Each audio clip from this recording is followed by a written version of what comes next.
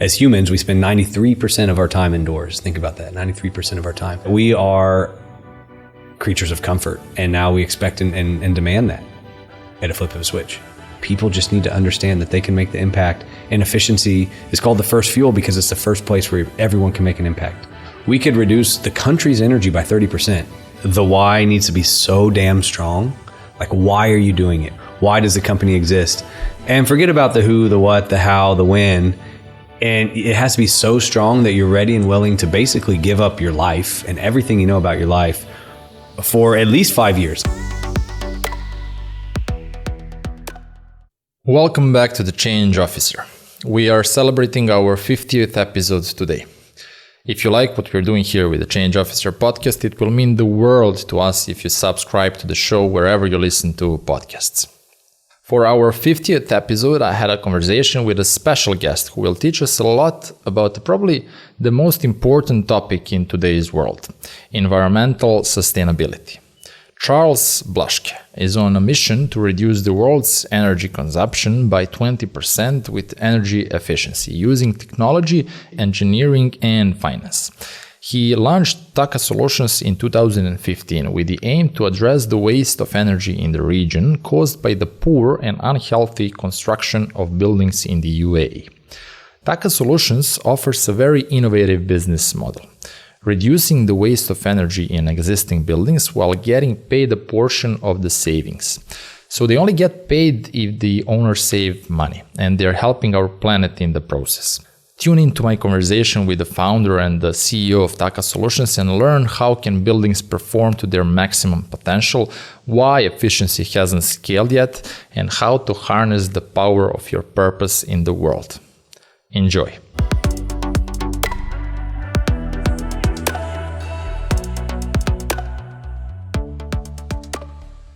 Welcome to the Change Officer, Charles.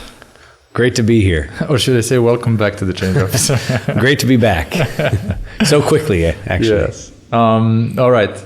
Today we'll be talking about energy efficiency. We're talking about Taka Solutions. We'll be talking about you. To kick off, I'm going to start up with a scenario where you're coming in the office, turning on the switch light. Lights are not turning on. Sitting by your desktop, turning on the computer is not turning on. You're like, damn, I need to go back home. Then you go down, try to start your car, but the car is not starting. There's no energy. Do you think that people are taking energy for granted? 100%. I think people don't realize what it takes to have the energy infrastructure and basically energy on demand like we have, the reliability. I think they're the last, let's say 100 years. Yeah, it's just been there. And it's not so simple to get those electrons everywhere they need to be at all times so reliably. Definitely. We're so used to it. I mean, at the moment, imagine the amount of energy that is used to produce this podcast. Lights, cameras, microphones. All these are super cool. They're not wasting too much energy. Computers. And we don't realize that actually, we're really taking it for granted. Yeah, everything in the world is ran off the electricity, the energy. I mean, think of the infrastructure behind all of this as well. The cooling to cool this building, right?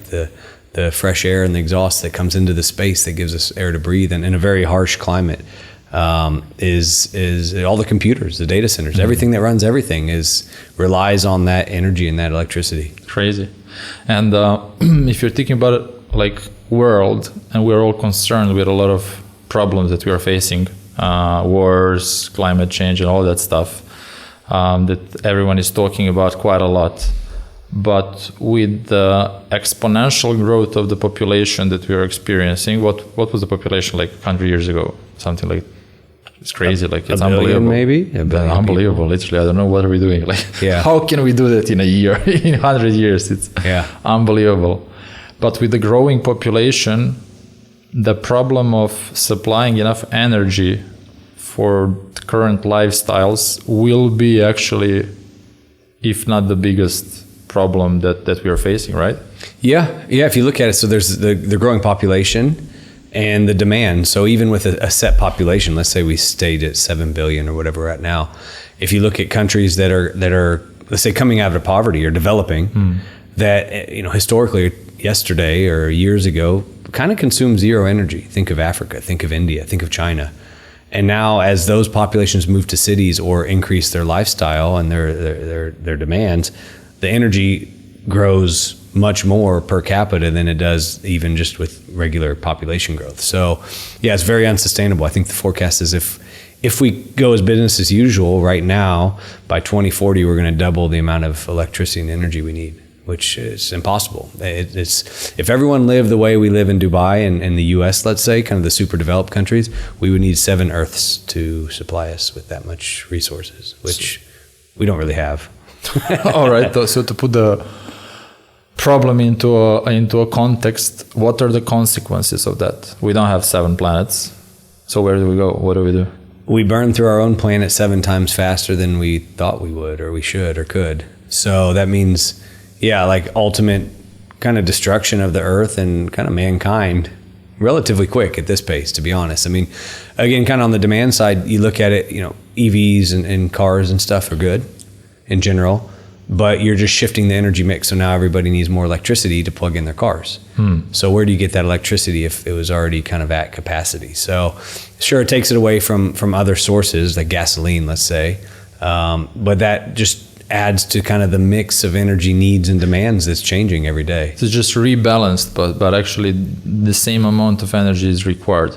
Exactly. This actually supported by numbers? Yeah, definitely. I mean, if you think about it, so that's the big push for renewable supply, so solar, wind, geothermal, these types of things, gives clean energy to the grid that then you can charge your car, let's say, or your home or your battery with energy or electricity that's actually clean as opposed to the traditional coal or the gasoline or the oil or the diesel. So there is a benefit, but then we need more cleaner new energy, which is why the supply side is a big part of the equation as well.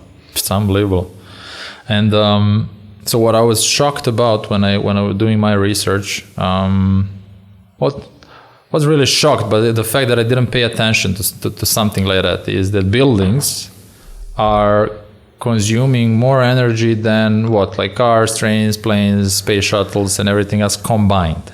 Yeah. I guess it depends on where you are and kind of how you measure it. But yeah, if you look at electricity consumption or energy consumption or carbon output, which I think is kind of the ultimate denominator these days is carbon, because then it takes into consideration the source of the fuel, right? So clean, renewable energy is less carbon intensive than, let's say, a coal plant.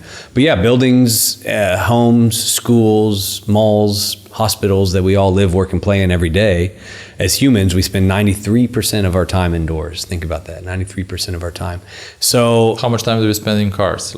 I guess 1%. 1-2%, I guess. And everyone is putting a lot more focus on how much cars are actually affecting the planet, right? Yeah. Well, yeah, it's funny, man. Yeah, so buildings, if you look in, let's say the US, there's a lot of good data there. Europe, buildings are responsible for anywhere between 30 and 50% of the electricity consumption. Therefore, 30 to 50% of kind of the carbon output. If you look at a country like the UAE or the Middle East or very extreme climate, especially hot or extremely cold, it is upwards of 60, 70, 80%. It goes to these buildings and basically, for us to be comfortable, right? If you think about it, kind of like you're saying 100 years ago, what was the population? Not only was the population, 1/7 of what it is, if we're saying it was 1 billion versus 7, we didn't have AC everywhere. We kind of didn't have heat everywhere. We didn't have electricity on demand. We didn't have hot water at a perfect temperature, right? So as humans, we're also very conditioned now to need a perfect space. Right, we're in Dubai, I don't know, it's 35 degrees outside, sunny, and it's perfect 22.5 degrees with 50% relative humidity. That's energy, massive amounts of energy. So it's also that we are creatures of comfort, and now we expect and demand that at a flip of a switch. So you figured out that the problem does exist. It seems to me like you got hooked to solving that problem, maybe too much. That is driving you even crazy. You founded Taka Solutions. Tell us a bit more about Taka Solutions. What do you guys do? Yeah, so I'm a mechanical engineer. I actually started school or in high school was computer science, but then actually, ironically, switched to mechanical engineering because I wanted to find an alternative engine for cars that was more sustainable. But then for some reason or somehow I went into buildings, which I never really knew much about or liked, and was designing buildings, building systems, MEP systems, energy systems in the buildings for new construction, and actually had started a technology startup in Abu Dhabi doing digital twins. This is way before our time in 2010. And my friend and roommate and co-founder at the time, Chris Burkhart, and I we'd always have like business ideas, and we had a notebook of like business names and logos, and we'd come home every night and kind of brainstorm about this. And what happened is we realized that the existing buildings in the world, I think, let's say the number is roughly 50 million buildings exist today. If you fast forward 50 years, sure, we're building new buildings every day, but in 50 years, 90% of the building stock are the ones that are already here today. So we're going to add only 10% more. And those 50 million buildings are really poor at energy performance, reliability, air quality, technology, where everything in this world has kind of been transformed by technology and smartphones and cars and apps and everything we do all day, every day, delivering food to our house, delivering more materialistic goods to our house faster and cheaper that we don't really need. You can think of every tech startup that's been funded. There hasn't been the same technological advances in buildings and in homes. And that's caused them to really perform poorly. And what we realize is you can basically save 50% of the energy in a building relatively easily, and in doing so, make it a better building and save a lot of money, a lot of carbon. And so this idea came when we were writing this chapter for the Emirates Green Building Council. There's a book for building owners, how to save energy and carbon in building easily. And we were astonished with the numbers. We were writing a chapter and doing the calculations, and it said, look, you could save all this energy and all this money by doing this relatively simple thing.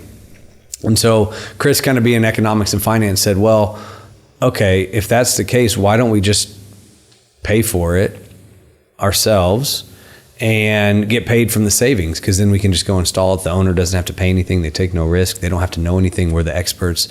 And we just put this in, and then they get a better building and they get a bunch of money, and we can have people invest in that. Sounds too good to be true. Yeah. And it works. We thought we invented it. We thought we were the smartest people in the world. It paid from savings. The owner doesn't have to pay. And from the beginning, we always wanted to offer this finance model because our goal is impact, is scale impact to make a difference in the world. And so as we started to explore, we realized, well, buildings do consume way too much energy. And if they can save, let's say 50% of the energy, that's 20% of the world's energy and carbon saved very easily. Wow. With like easy technologies, easy equipment that exists today, with financial models that make good sense, 3, 4, 5 year simple payback. And we didn't want someone's budget or capital to stand in the way of us making that impact and scaling that. And so that's why from the beginning, we always wanted to use the finance model, where we would come and say, look, we'll pay for it, no risk, let us do it, we're the experts, offload that liability. And as we started to extrapolate, from one building to Dubai, to the UAE, to the world, we realized, well, using this model that, like you said, is too good to be true, it's a no-brainer, we could reduce the country's energy by 30%. The owners wouldn't have to put in a penny. The government would have to put in a penny. Let's say in this case, DEWA would never have to build another power plant ever again, and everyone's buildings would be better and healthier. And that was the big why. Like people say, what do you do? How do you do it? But for us, it was about why, because we want to make impact. And we basically kind of quit our jobs within the next couple of weeks and jumped in. But at the time that market was, were there anyone else doing it, or was it open? How saturated the market of energy efficiency in building was? So I guess, let's say there was one other person, EMS, Khalid Bushnak, great guy, had been doing it for about a decade at that point. But that was about it. Nobody else was even talking about it, thinking about doing it. And if you fast forward today, there's still kind of nobody doing it. But in the meantime, a lot of them started, right? Yeah, we kind of started. We were definitely a first mover. We kind of, let's say, made the market. We were the first ones out there. We were the only ones that really financed. We had the biggest team. We grew fast. We've built our own technology. We had all the projects. We found a partner to fund the projects. We set up basically kind of a private equity type structure with a fund and then an operating company where we deliver the projects, The fund funds it, which we manage. That gets paid from the savings. And then about, let's say between 2014 and today, 25 companies kind of started and rushed in. And I think there's only 2 of us left-ish, let's say. Let's say 3. Because a lot of equipment manufacturers kind of do this on the side as part of their business. But yeah, independent, engineering-based, vendor-agnostic energy efficiency providers, especially ones that finance, we're kind of the only ones still the biggest. And yeah, we're saving a ton of energy, a ton of carbon. We've deployed a lot of clean impact ESG capital that makes a return for investors and makes buildings better and more reliable and better for customers. And COVID's only made that better. So yeah, we can talk about that as well. What COVID brought and how did you guys survive last year and how did that impact your business? But you guys put together technology, right? Engineering and finance. Exactly. Yep. The 3 pillars. 3 pillars, which are kind of a perfect combination for what you're describing, right? You provide them the technology to reduce the energy spending. You provide the engineering to orchestrate all that to happen, and you engineer it, and plus you finance it for them, so they're not paying for anything. Exactly. They just literally zero. Yep. They just pay a share of the savings we generate. It's all performance based. If we don't, so risk free. It's pretty much risk free. I mean, honestly, the biggest risk is if we are to go into a building and let's say break it. But obviously there's insurance. That could happen with anything. There's insurance around that. But yeah, if we don't save, they don't pay. And whatever we prove that we saved, we just bill them for a percentage of that over a period of time. And when we're done, we leave everything there and they get all the savings and have a better building. But what was in the way of such an exciting opportunity? Not only for you guys, there's 30 other companies who started. Why did they shut down? Like why? Or you started Taka Solutions when? 8 years 2012. ago? 2012. Yeah. 2012. So 8 years ago, it's a perfect product, perfect market fit. Okay, maybe that's arguable. Yeah. We can talk about that. Yeah. What's in the way of scaling that kind of service? That is through the roof, literally. That is, if you look at the UAE, that's the $1 billion question, which is the kind of the market size, let's say, that everyone's asked through the years. If you throw in Saudi, we talk about $100 billion question. If you talk about the world, it's kind of a $5 trillion question. Why hasn't energy efficiency, and particularly financed shared savings energy efficiency, scaled? If you bring it back down to Taka and let's say UAE and Dubai, people ask through the years, it's too good to be true. We say, no, it's not. Look, we'll show you. So we make money. Sounds like if I'm a building owner, if you approach me and offer me, okay, I'm going to save you 3 million dirhams over the next whatever month, year, or 3 years. Yeah, a year. And you pay me back even 500,000 or 100,000, doesn't matter, or a million, you save me 3. Yep. So it's a no-brainer for me. And you get the equipment, and you get the expert engineers, and you get all the new technology. Absolutely no-brainer. And no budget. Like, you don't have to have a budget. It's off balance sheet.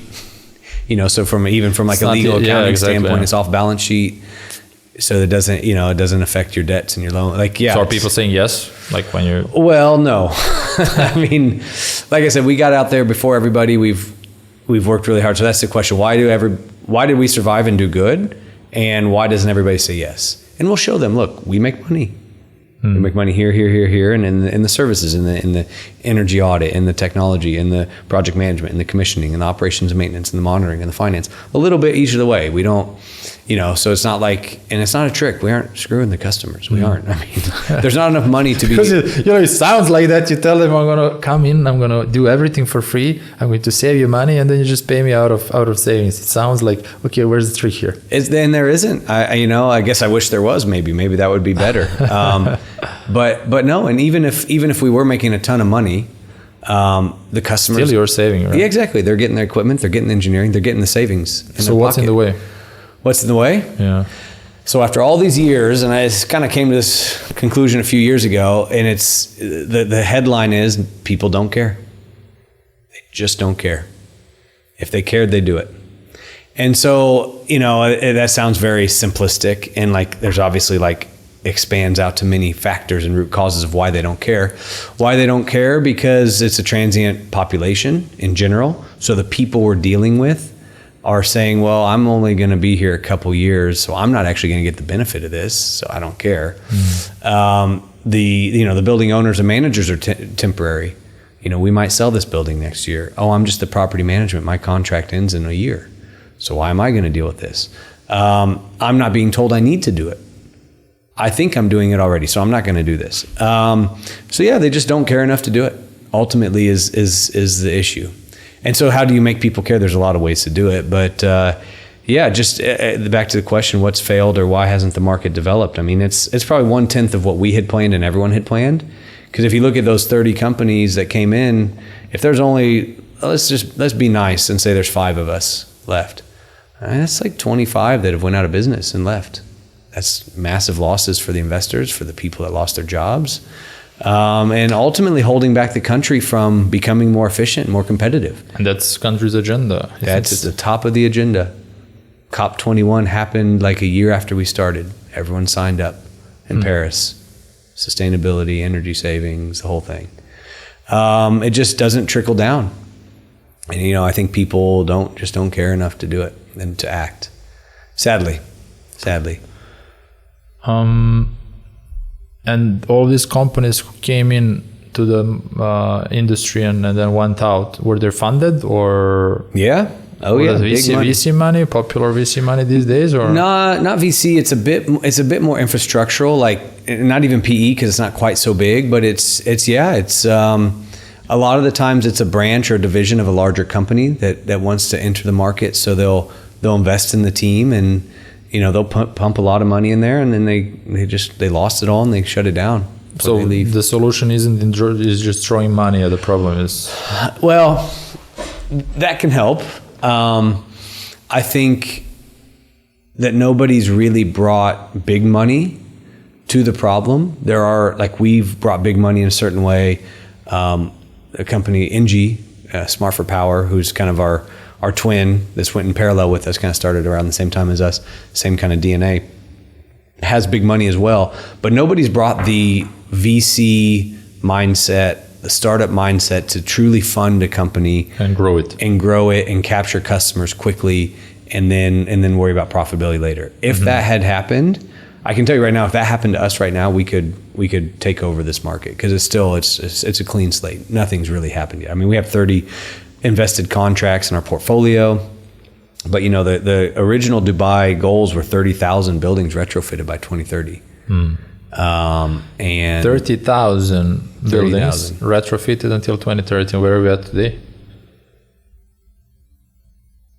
100? What 100?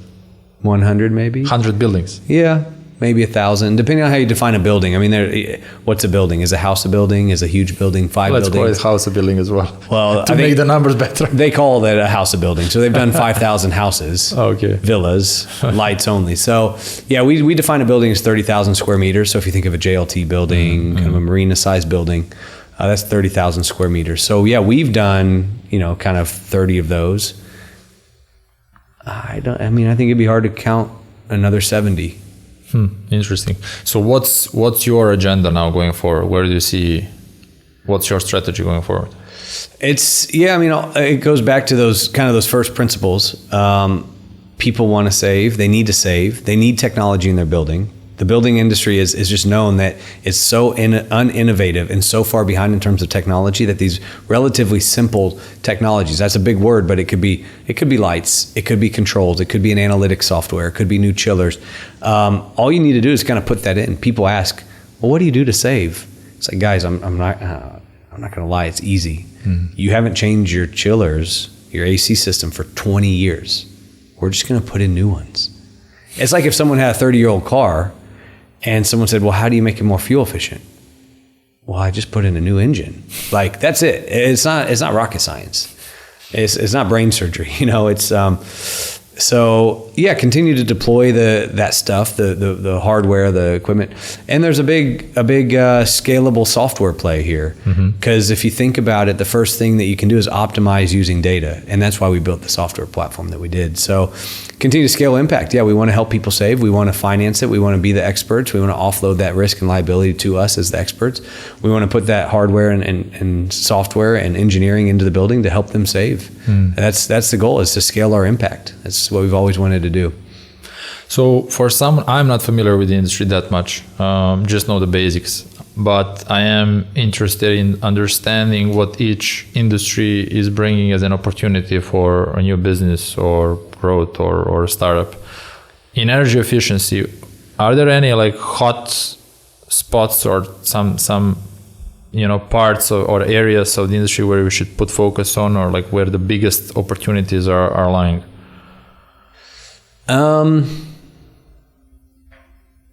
Yes.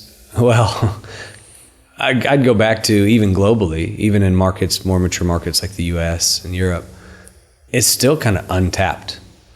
So if you look at the US now, Joe Biden's now elected, like one of his top agendas is, one of his pillars is climate. And one of the top parts of climate is building efficiency. And so he's came out and said in 4 years in his presidency, 4 million buildings need to be retrofitted. Wow. In US alone. In the US 4 alone. million. 4 million. You should move to US. There's a big, it's not just a big opportunity, it's a once in a mankind opportunity brewing right now in the US that is either going to make or break us as humanity for climate change. And it's going to start there. And, I'm relatively happy and proud that they're actually stepping up and doing something and being leaders like we should be. And yeah, to say it's a brewing opportunity is an understatement. And that's happening in Europe and other places as well. Yeah. Saudi's big, and there's big impact opportunities in Saudi. During when was it? Maybe when we were preparing for the podcast. But you mentioned something along the lines that you are expecting. You don't know, still not sure what the solution will be. But like the next Googles and Amazons of the world will be in energy efficiency. 100%. I think Tesla and Elon Musk, I've always been a big follower of him for a number of reasons.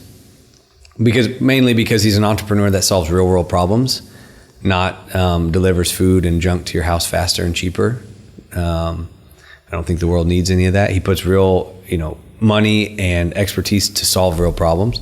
And Tesla now is kind of a clean tech, climate tech startup. And he's the richest man on earth, a climate tech entrepreneur.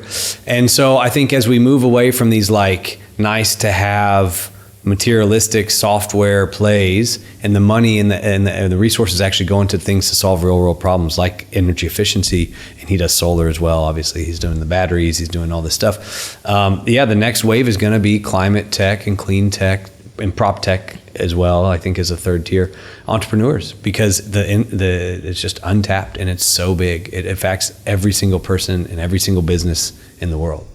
It's just about what's the model that needs to be done and scaled. And kind of back to your question, I think the VCs, putting that kind of VC model and that marketing model to scale an industry like this it's unbounded. We need to make it more sexy. Need to make it more sexy, and that's where kind of the analytics and technology and dashboards come in. That you're investing in heavily, right? Yeah, that we do it for ourselves to kind of operate our business better. We digitized it using it in all of our projects, and we offer it to our customers. But it really needs to be part and channeled through a bigger touch point. So think of Apple. Imagine if Apple came to you and was like, we can save all your energy in your home, and we're going to do it through our Apple and iPad, and it's on your, or Google, like one of these guys, they have, like Facebook, Tesla, they have it. They have the customers. They can do it. They have the reach, they have the money, they have the technology, they have like the interface. But it would be a shame if it was one of them.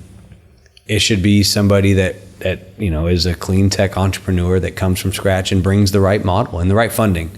I mean, this one's about funding. I mean, imagine what WeWork did.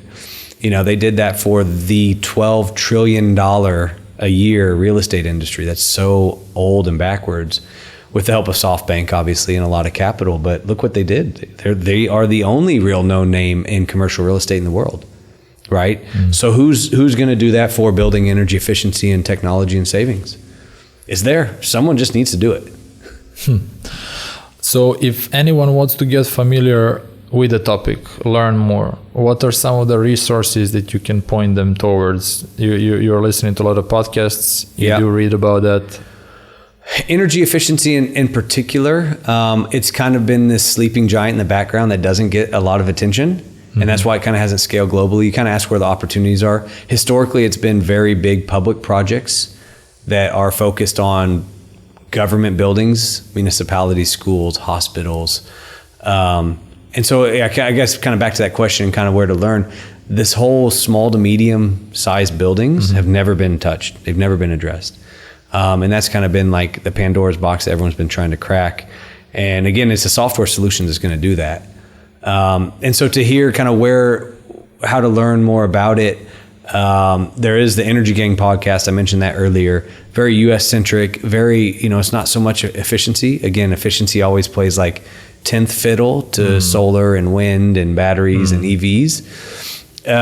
But there's a lot of great resources at IEA, International Efficiency Agency, has really great stuff on energy efficiency and ESCOs in particular. And I guess I'm always here. Like, obviously I feel like I've been, kind of like I said, Taka, I feel like made the market, but I've been there to support like the UN. We've been asked to speak at the UN in Switzerland about entrepreneurship and clean tech and the UN sustainable goals. IFC, UNEP, all these kind of things, and done a lot of panels, presentations through the years to educate people in the market. That's what it boils down to. People just need to understand that they can make the impact, and efficiency is called the first fuel because it's the first place where everyone can make an impact. Absolutely. So I love the idea and the industry. I'm getting hooked. I'm going to keep an eye on it. I hope that we manage to at least educate some audience out there and at least give them, push them a little bit to explore more, because definitely, while everyone is rushing towards fintech and trying to come up with some new, way of, obviously the market is huge. There are other sexy industries. There are these, as you call them, sleeping giants that are hiding great opportunities that can be captured. So, guys, keep an eye on this and follow Charles. So if you want to follow Charles, you can find him on LinkedIn and other social media accounts. We're going to leave his details in the description, and let's see, we can talk again in a year or so and see did we move a little bit. And there has been progress. I guess it's not all negative. I think sometimes like it hasn't lived up to our expectations and what I personally want and the world needs. But there is progress. If you look at, especially in countries like Denmark, even the US, there's what's called energy decoupling now, because we've made strides in energy efficiency where GDP growth, population growth is going up, energy is going down. So it used to be a one-to-one. The more you wanted to grow and create growth in GDP, you needed more energy. So now it's decoupled. So there is some progress. The last couple of years has been a bit sad on the macro efficiency front. COVID obviously has given like an insight into what can happen if people actually are a bit more responsible and we focus on it. I think it was said that a 19% drop in energy consumption in office buildings. It could be more. If they were better equipped, it would have been like 70%, right? Empty office buildings should consume almost zero. But 19% drop is big. It is. It's big. So now it kind of shifted to homes and residential. So the net effect, we don't know yet. But there is progress, but it can be much, much, much more. Yeah, and I think that maybe Taka Solutions was ahead of the time, at least for this region, and that very often separates, companies that explode in a couple of years from companies who struggle, but then eventually explode. And I think that you guys went through a very steep learning curve over the years, that you're ready to capture the amazing road that is definitely coming. Yep. It's just a matter of time, and for you to position as a thought leader in this industry is an amazing positioning and opportunity. Yeah, agreed. We've got a lot of scars and sleepless nights to prove it. And now we're just ready. If you look at, let's say it took us 8 years to get where we are, obviously we're in a much stronger foundation and platform to take advantage of the next wave, which is going to be even bigger. So as long as we apply it to the future, it's worth it. Amazing. So let's switch gears a bit. We're going to talk more about you now, your story, which is beyond, amazing roller coaster ride. And I think everyone can learn a lot from your, episodes and life episodes and what you've been through to build a company, to start a company in the first place. So first, I want to start by, you've been starting businesses even before, but Taka Solutions is the biggest one that you started, the most serious one, obviously.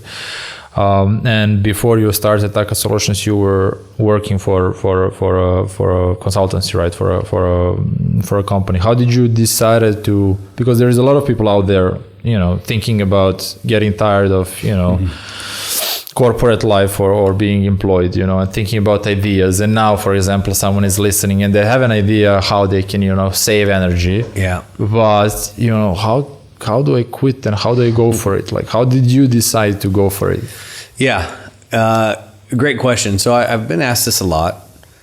And I've kind of presented it at universities around entrepreneurship and startups in different regards. So I've actually been able to actually think about it, put it down, present it, discuss it, and continuously improve on the answer.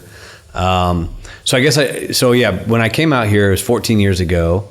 I was at a large American architecture and engineering firm, and then I went to a German one, and then we started a tech company in Abu Dhabi.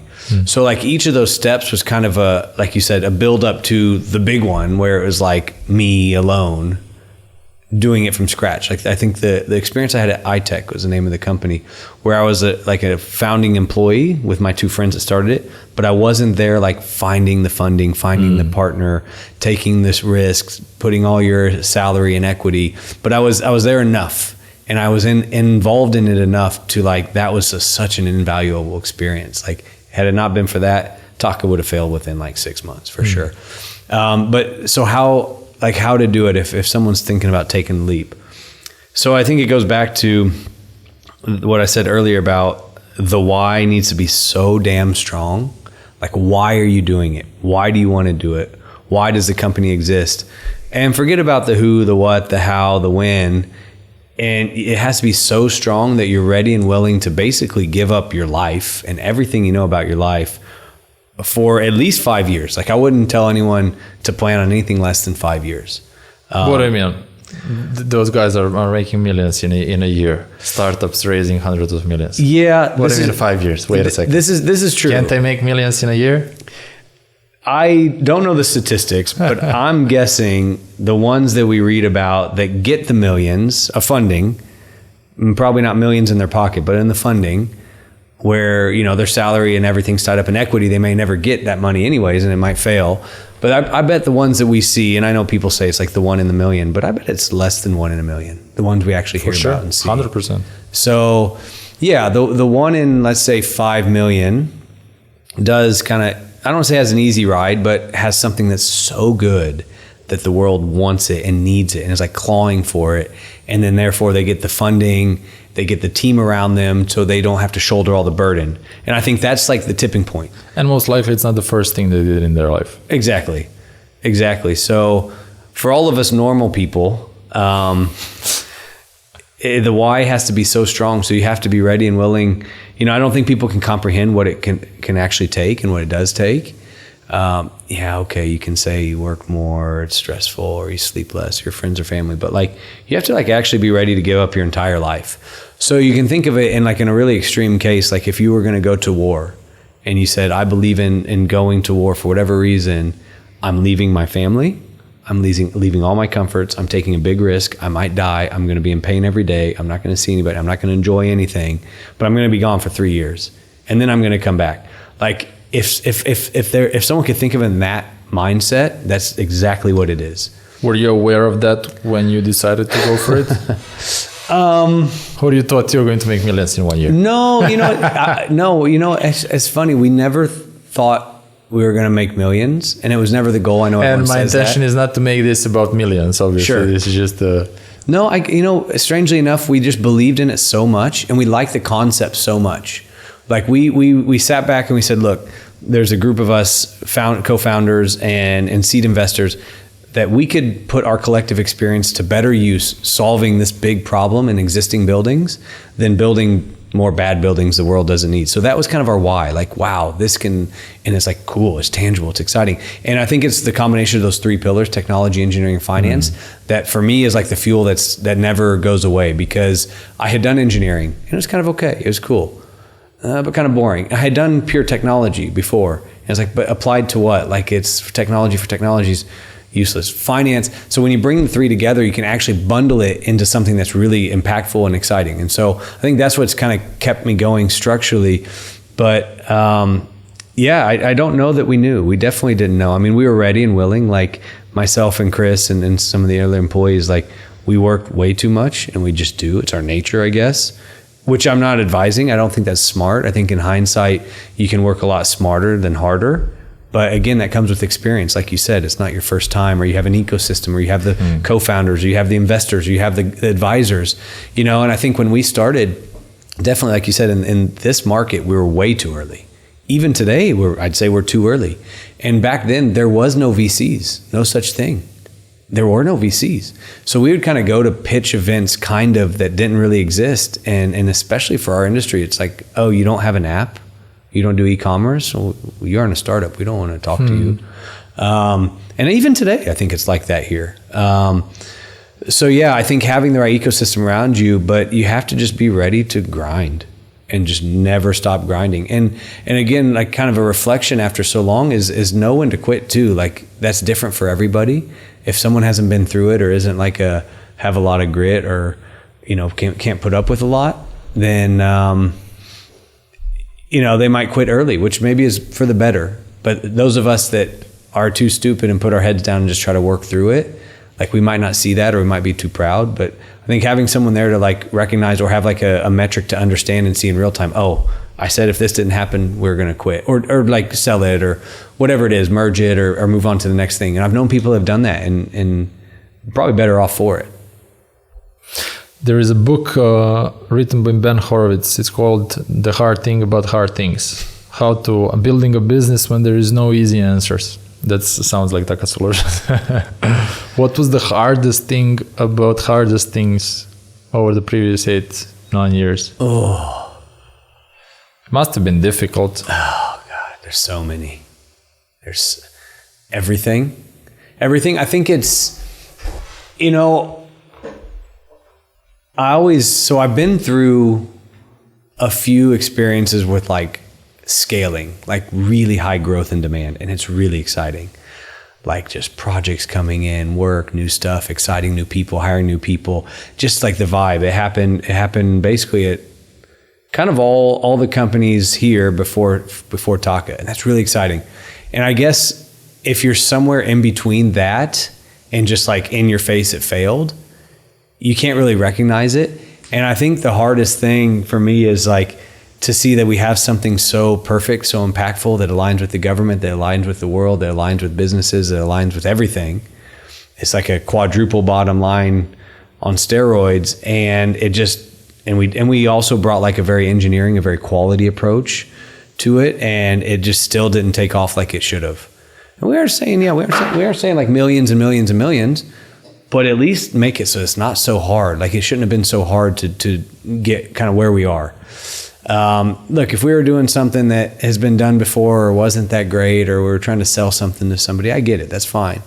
But you would think with what we were doing, it would be a bit easier to cross that critical mass where we can really scale, really get there, really make big impact, really make people happy, really satisfy customers, really deploy, ESG and clean impact capital, and really transform the world and buildings and the energy and climate change problem that everyone talks about, but isn't doing anything. And we have the solution right here. Yeah. If you go back now, 2012 was a long time ago, and I can just imagine how many stories in micro and macro stories is there. What are some of the things that you would do differently along the way to, improve or change or, affect the... Yeah, so I guess kind of back to the question, advice to someone that wanted to start. Another one that I always say is start with at least 3, if not 4 co-founders that have very different like backgrounds and experience. because one, you can shoulder the burden of work in general. You have different perspectives and experience, and it's probably going to help you collectively scale and grow faster. I think that's really important. And less budget, right? If you're all co-founders, you don't have to have the cash, so you can go longer and further on less money or with no money potentially, and test it. And I think also kind of along those lines, don't quit your day job until like you're really needed at the company, right? So until you're bursting at the seams, don't jump in. And then I think for us, one of the things we would have done different is kind of look more at like macro market trends and recognize like things are moving or not moving or why they're moving, and react. Again, I think it goes back to the stubbornness of us as the co-founders and kind of the management team, is like, we believe in it so much. We were blissfully ignorant to maybe the realities of the market, and we just kept forging ahead. And where, I don't know, again, would we have pivoted? Would we have changed? Would we have, in hindsight, can tell you exactly what we do, like operationally, but I think it's more about what's the lesson learned to apply into the future for continuous improvement. And I think it's understand the true market dynamics, and that, you aren't in control of a lot of this. Like, a rising market, you're going to rise. A falling market, you're going to fall, no matter how good or bad you are. And there have been a lot of headwinds and roadblocks in this market that we never would overcome. And we've tried, and we've done, I'd say, damn good, considering the circumstances. Why are we still here where everyone else failed? Is it because we're just stupider? Is it because we're harder working? Is it because we got out there earlier? Is it because we found ways to, continuously improve and navigate and pivot? I think it's all of the above. And we have a strong local partner that's been supportive of us and wants to change the future of the UAE for better with sustainable green investment. So, I think it's a combination of all of those. But on the flip side, if we didn't work so hard, we wouldn't have the knowledge and experience to apply to the future either.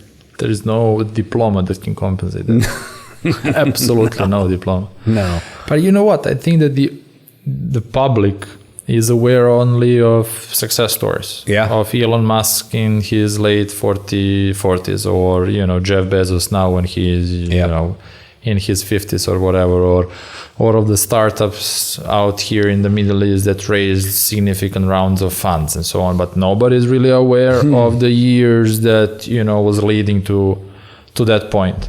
And the fact in your case, for example, in my case as well, the fact that you managed just to survive some years is a big success, because you survived, you learned a lot, and you're ready to tackle the years that are coming, much stronger. And, at one point, I recently talked to one founder, and he will be coming on the show in a couple of episodes. And all of a sudden, he got all the attention of the world because he raised funds. And I asked him, so how did you do it? What happened? He said, man, I didn't do anything differently. It just happened. And now I have all the attention of the world. Everyone is calling him. He's going to be, front first page of the magazine. Everyone is calling him to podcast, including me. But he said nothing changed. I'm doing the same thing. So things in in entrepreneurial journey, in a business journey, just one morning things change. One good move, one deal, and all of a sudden you're on the front page of a magazine. Which is true, I guess. And and I think that's what's hooking. For anyone out there, if you think about entrepreneurship and making that leap and starting something on your own, you bet that you're going to be hooked on it, at least for that feeling of winning, of a potential win that can happen, and that's something that cannot be compensated with anything else. So true. Yeah, these extreme ups and downs, but it only takes a couple extreme ups that keeps you going. Like exactly. It's saying, my dad always used to say about golf, he's like, it's the worst sport ever. You're just angry, you're hitting the ball everywhere. But it's like that literally 2 shots around that are amazing, then keeps you coming back. And I think that's true. I mean, yeah, we've had amazing ups, and we've done amazing things. And one in particular, similar to that, is in 2016, we won, it's called the Venture Competition. And we represented... What was the name of it? It's called the Venture. Venture Competition. And it's a global search for the world's most impactful social enterprises. And we won the region, and we represented the region on a global scale for what we were doing, like as a company that's changing the world for better. And it's like things like that. You're like, oh, wow. yeah, all this work, like someone recognized it and we get to do something fun and exciting and it's helpful. And it was probably, you know, looking back outside of obviously winning a contract and finding our partners and saving and stuff like that and making our software, it's probably the most exciting and best thing that ever happened to us. And with that came a lot of free press. So all of a sudden we're all over the press, media, interviews. And it's like, yeah, wow. You're right. Nothing changed. Just people are listening now. So what we need to hack is how to get the attention before some significant events happen in your business life or a career. So True. Should you invest then in PR and promote yourself and be loud? Maybe that's what you should do. Yeah. Or something else, but that's an important element. You know, you can be grinding all day long and working hard, you know, 24/7 for years, but not telling anyone about it, so not being loud about the problem that you're solving. Nobody's going to be aware of it. Maybe if you're lucky, you're going to solve a problem for someone really important, and then they'll be like, wow, have you heard about these guys? But if that doesn't happen, most likely you're going to end up just, you know, working your ass off and not being recognized for it. Yep. Sadly. Which is sadly, this is like the game. Yeah, I mean, right? I guess it's life as well. That's life, right? Yeah. So you are familiar with Ray Dalio.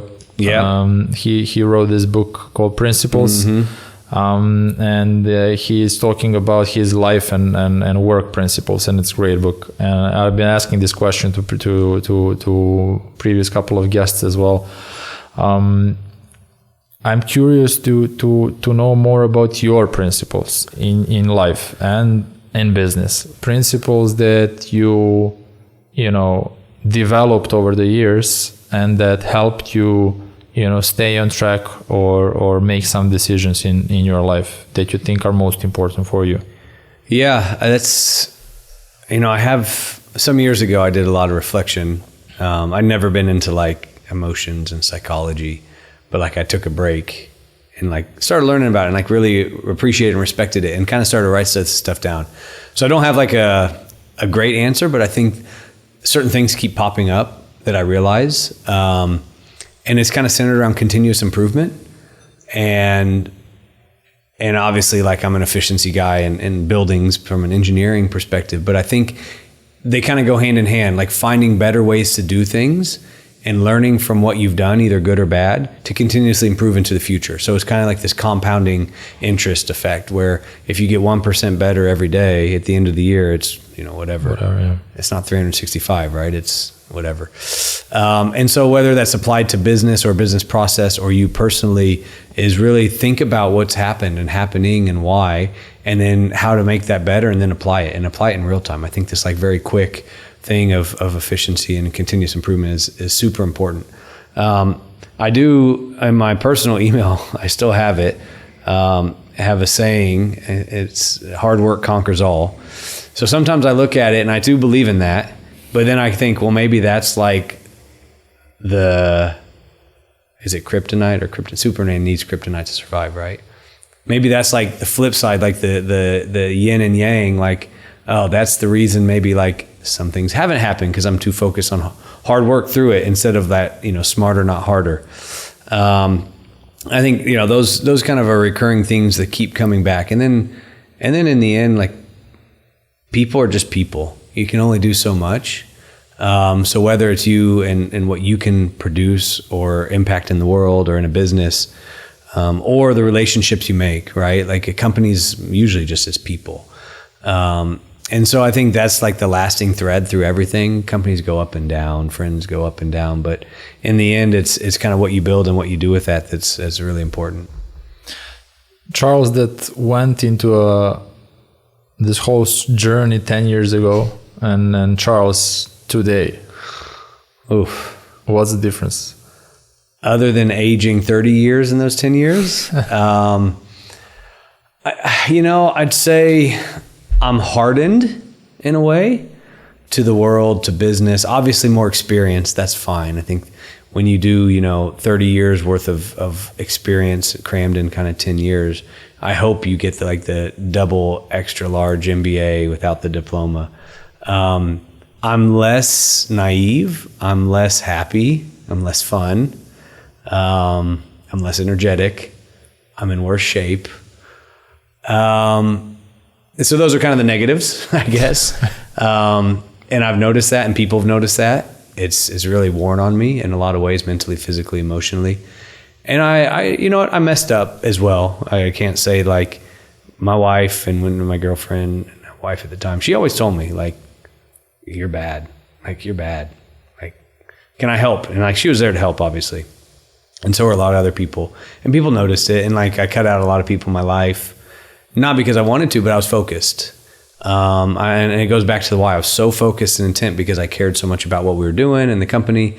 Obviously, like, financial security is it's always never been high on the list, but like, when you have staff, they're the customers and everything else, investors. So I was so focused, and sadly, I saw this the other day. I don't know if I told you before.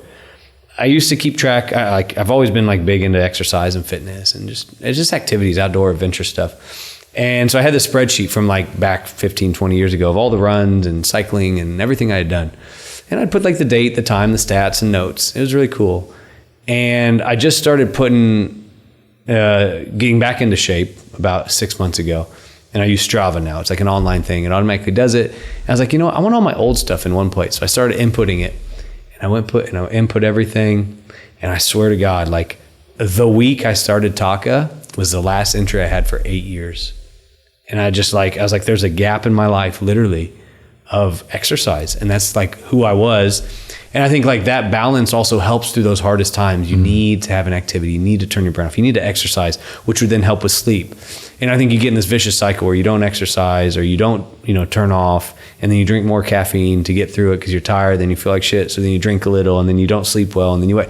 And like, now that you can do that for a week, a month, a year, a few years, 8 years, I don't know is healthy. So, that's, I guess, another word of advice to people. Like, don't lose yourself too much, but also still be yourself, like, through all of it. Like, you're going to run into people, shady people and things, and you can go down dark paths, but for what? Like, you don't need to, right? Take the higher ground. And yeah, I think one cycle a week over those 8 years, I would be a very different person today. But something kept you going all these years. Yeah. And that's passion, and that's belief, and that's what I can see in you. And I don't think that without that you can make it.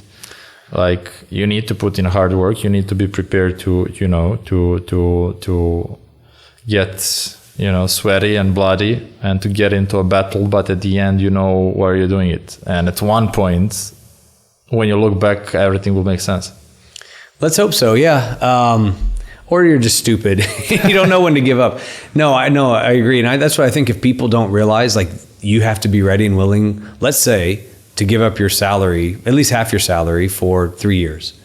Some people think it's a few months till I raise money. I think you just plan on that and give up your whole life. And if you aren't, don't even start. Like, it's not good for you. It's not good for anybody. Because the stats show that, I don't know, however many fail, right?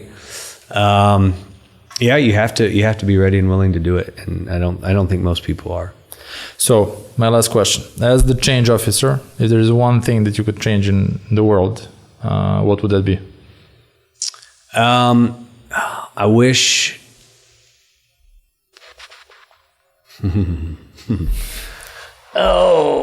Change one thing in the world. I've got two answers. One's human nature, and we aren't going to solve it. But if people weren't lazy and stupid, I wish people wouldn't be lazy and stupid. And it sounds like really bad. There's a lot more to it. It's kind of like a theory that I have in my head, because it relates to efficiency and continuous improvement, where if people weren't lazy and stupid, a lot of things would be better, obviously. So I'm going to throw that one out, and you can cut that if you want.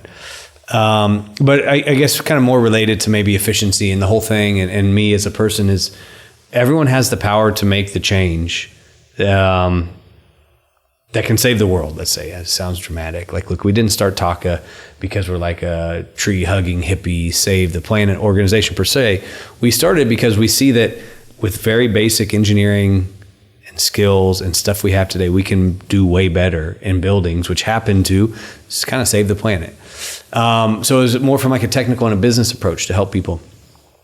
But what I've realized in the end is, like, why do we consume energy? Because us humans need it. How can we save energy? Us humans use less. And that's in everyone's hands. So whether it's an app, like we have apps for Fitbit, we have apps for everything, but does anyone have apps to know how much energy they consume and how to save it and how much they've saved? So I'm not saying that everyone needs to run out and do that. I'm not saying everyone needs to run out and put in smart thermostats and good lights and buy efficient homes and only work in like the most efficient buildings and stuff. But I think if people could understand that they actually have the ability to make that change, because efficiency, unlike solar and renewable and a lot of this other stuff, is really literally in people's hands. They can do it. Your thermostat, just be a little bit smarter. Be a little, there's so many different things. And if everyone did that little bit from the ground up and or like demanded that from others, like their building owners, the schools they work in or go to, the offices they work in, the schools they go to, all those would start to save. And then the technology is there to do it. The finance is there to do it. The engineering is there to do it. And obviously the regulation, the policy, and the need is there. The world would transform in no time. And I think that's what's really coming. I think there's this hidden tidal wave of grassroots plus like from the top with policy to where, I think efficiency finally efficiency is going to have its day. And when that happens, we're going to see really incredible things happen. Really incredible things. Thanks for coming, Charles. I really enjoyed our conversation. Second one, first episode for everyone out there. We already did the episode once, but then the audio was broken, so we had to do it again. I enjoyed our conversation, every second of it. Guys, I hope that we inspired you, that Charles shared with you some insights that you might not be aware about before, and that this is going to push you or motivate you to explore this whole area a bit more. There's a lot of opportunities out there, and I think that whole market is still pretty untapped. And instead of chasing all of these popular, areas, I think that we can put some effort on the side to explore areas like this. If you like what we're doing with the Change Officer, please like and subscribe and leave any comments that you have for Charles or me. We'll be happy to get back to you. Thanks for staying with us until the end. Charles, thanks again for coming, man. Thank you.